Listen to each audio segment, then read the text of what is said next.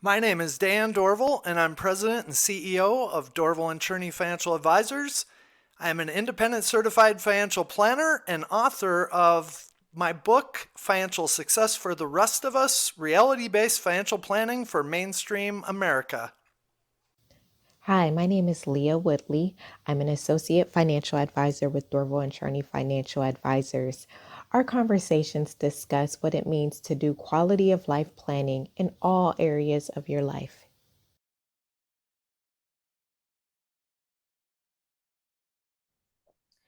Dan, I know you're not on Instagram, but I find that a lot of nurses travel and they like to travel to a lot of different regions. So, and I know in the past you've traveled a lot with your family. I like to travel as well. So tell me what that looks like for you. When we were younger and our kids, partly before we had kids, but then, of course, once we had kids as well, we both valued the idea of traveling from a quality of life perspective. I grew up in Western North Dakota. My family, we didn't have a lot of money and we didn't travel at all. So I had never been out of state until I was 18 years old. That was the first time I ever was ever on a plane. And so we had ideas, my wife and I, about things that we wanted to do. And the way we came up with that was we actually sat down one time. So this is the whole being intentional type of thing about quality of life. We sat down and I said, what would be your top places that you would want to go see? And she wrote down a list of like 10 places she wanted to go see. And I wrote a list of 10 places. And then we compared those lists. And they were pretty similar, actually. And we identified kind of the top 5 places we want to go. And we did them. And it was just one of these things where each year we just intentionally planned out those vacations. So the top destination was actually Australia and New Zealand, and we did that back in 2000, so a long time ago. But we did that for, the new millennium type of thing, and had a good time. But now, things have changed for me a little bit as far as travel. I have an inflammatory condition, so being on a plane really doesn't make me feel all that great. A lot of the destinations we go to, it's like, well, with the food and drinks and things like that, I tend to feel a little bit worse. So it's kind of changed and evolved over time. Of course, we also had our kids where we set out goals as far as where we wanted to go. And when they were really little, that was mostly like driving trips. And then as they got a little bit older, we started to go to places like Disney World or just show them different parts of the country. And that was fun as well. But all of the different travel we've done, it's just shifted and evolved over time from that quality of life perspective. I love that you were intentional about that and you just set up front, where you wanted to go and what you wanted to do. That was awesome. And definitely incorporating the kids into that. I'm sure that created a ton of memories for them. And we always talk about making connections. So I'm sure that was a point of connection as well. So I just love that. So I know you said Australia was one of your top locations. Did that turn out to be everything you anticipated it to be?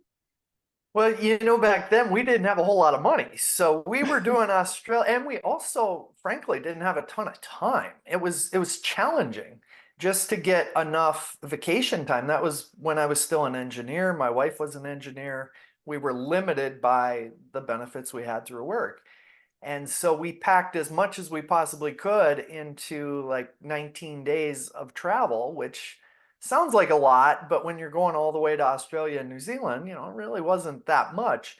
So when we went, the focus was really on the activities that we wanted to do, and we saw a lot of things in a short period of time. So I'm glad we did that when we were younger because now it would just be a little bit harder to do.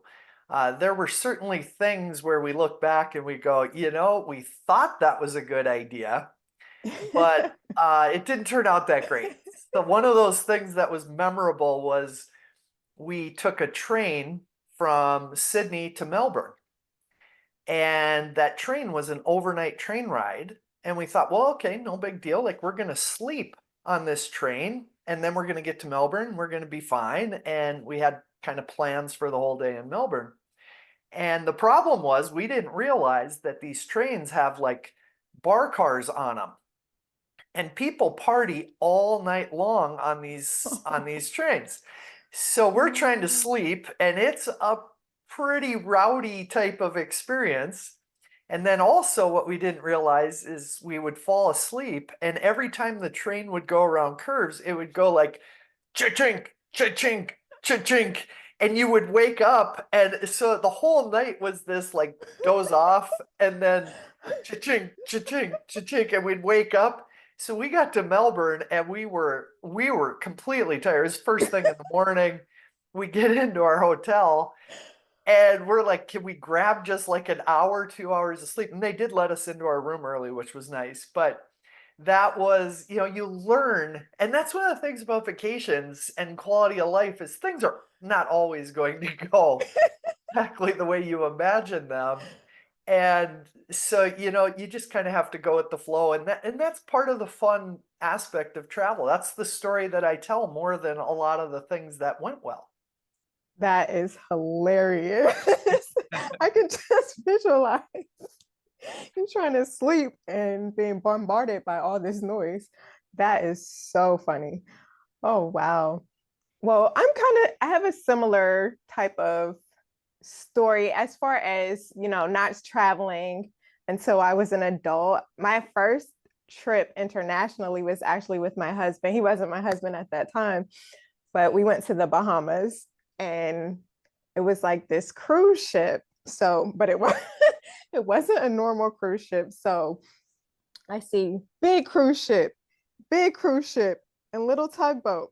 And that little tugboat was our cruise ship. So we always laugh about that.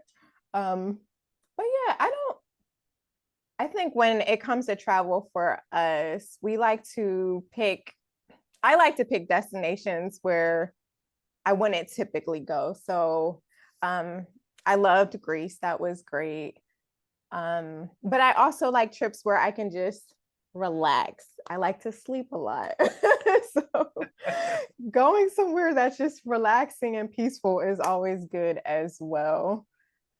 Well, I know you've taken some trips by yourself too. Like, it's I always think about that and I go, well, what's the difference when you're traveling like family versus if you're doing something on your own, and do you feel like that's a different experience for you? Well, I haven't actually. I was supposed to go to Israel by myself, and that was supposed to be for my 40th birthday last year. And then the war started like a couple weeks before my trip was supposed to go. So I don't know. I was kind of scared, but I also knew someone who was going to be there at the same time. I wasn't necessarily traveling with them, but that was a source of safety for me. I think my mom was more terrified than I was. She was definitely concerned, but yeah, that trip didn't pan out because of the war.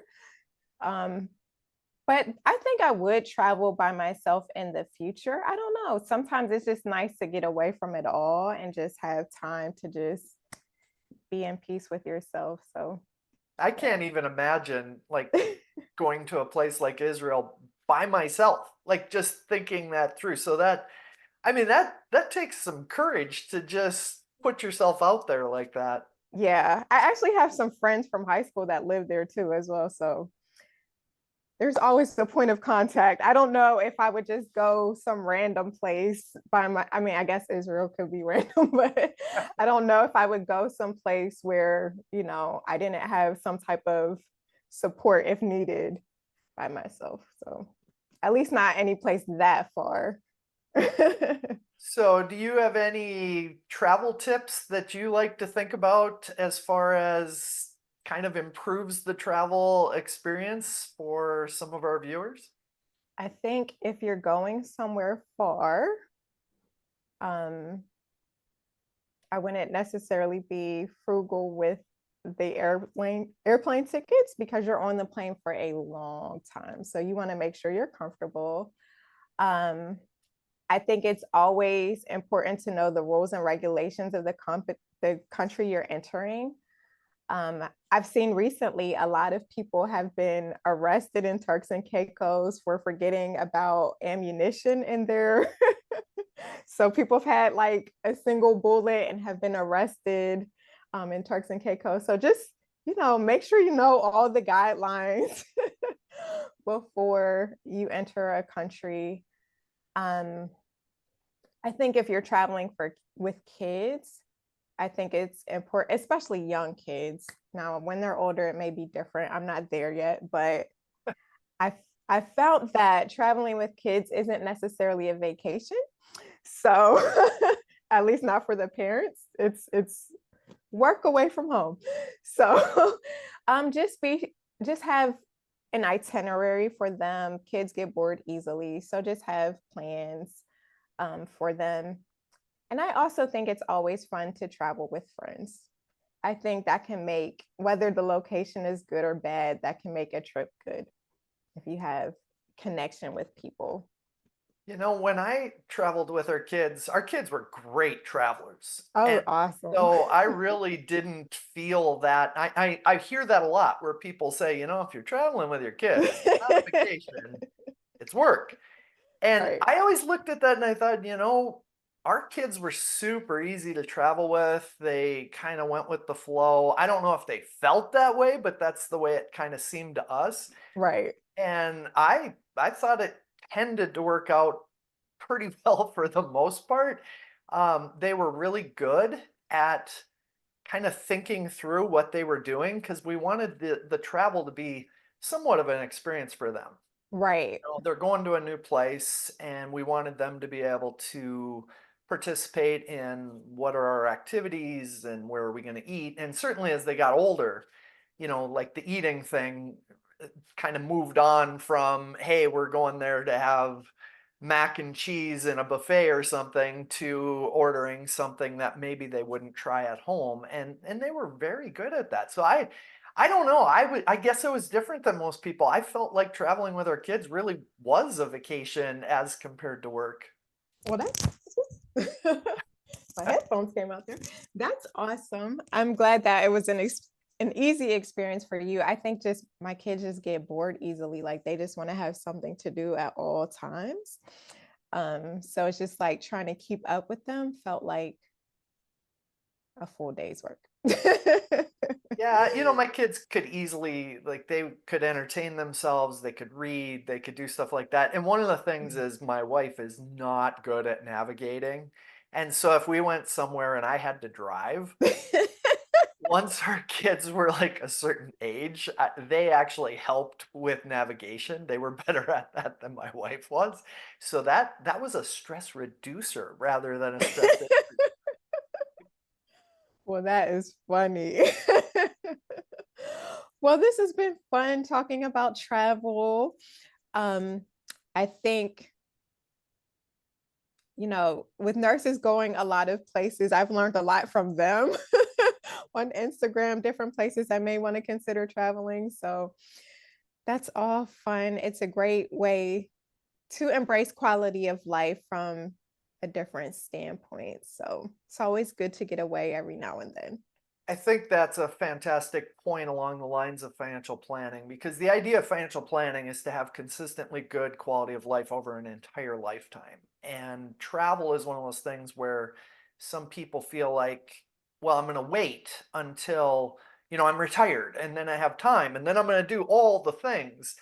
And it's like, well, we don't know what your health is going Mhm. to be like at that point, or we don't know if you'll have a travel companion or whatever. So, doing those things consistently over an entire lifetime, if that's something you value, Mhm. certainly makes sense to commit resources, time, money, energy to that goal if it's something that's important to you and doing it earlier. And, I just don't think most people are ever going to regret having those experiences, over a lifetime. I agree. Well, this has been wonderful. Stay tuned to our channel for other quality of life topics and financial planning topics as well. Until next time, take care. Thanks, Leah. Dan, I know you're not on Instagram, but I find that a lot of nurses travel and they like to travel to a lot of different regions. So, and I know in the past you've traveled a lot with your family. I like to travel as well. So tell me what that looks like for you. So, when we were younger and our kids, partly before we had kids, but then of course, once we had kids as well, we both valued the idea of traveling from a quality of life perspective. I grew up in Western North Dakota. My family, we didn't have a lot of money and we didn't travel at all. So I had never been out of state until I was 18 years old. That was the first time I ever was ever on a plane. And so we had ideas, my wife and I, about things that we wanted to do. And the way we came up with that was we actually sat down one time. So this is the whole being intentional type of thing about quality of life. We sat down and I said, what would be your top places that you would want to go see? And she wrote down a list of like 10 places she wanted to go see. And I wrote a list of 10 places. And then we compared those lists. And they were pretty similar, actually. And we identified kind of the top 5 places we want to go. And we did them. And it was just one of these things where each year we just intentionally planned out those vacations.